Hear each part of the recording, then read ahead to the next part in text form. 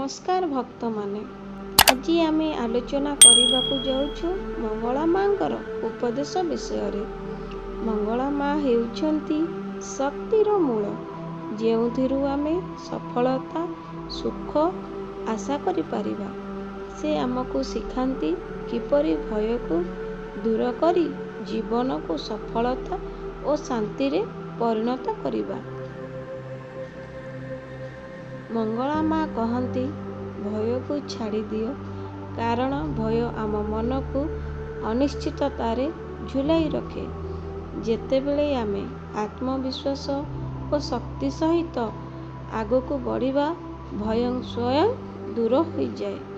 ଏହି ଉପଦେଶ ଆମକୁ ସଫଳତା ପାଇଁ ପ୍ରେରଣା ଦେଇଥାଏ।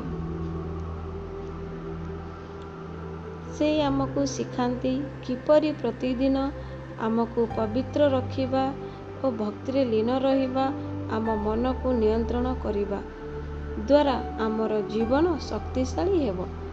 ମଙ୍ଗଳା ମାଙ୍କର ଭକ୍ତିମାନେ ଜୀବନର ସମସ୍ତ କଷ୍ଟକୁ ଦୂର କରି ସନ୍ତୋଷ ଓ ଶାନ୍ତି ଲାଭ କରନ୍ତି।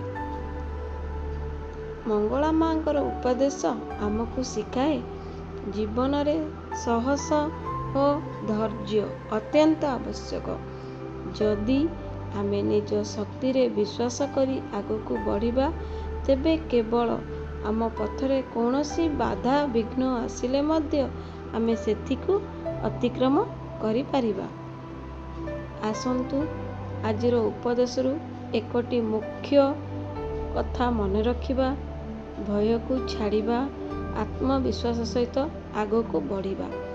ଏହା ଆମକୁ ନିଜ ଜୀବନର ସମସ୍ତ ସମସ୍ୟାକୁ ସମାଧାନ କରିବାରେ ସାହାଯ୍ୟ କରିବ। ଭକ୍ତମାନେ, ଆଜି ଆମେ ଶିଖିଲୁ କିପରି ମଙ୍ଗଳା ମାଙ୍କର ଉପଦେଶ ଆମ ଜୀବନକୁ ପରିବର୍ତ୍ତନ କରିପାରିବ।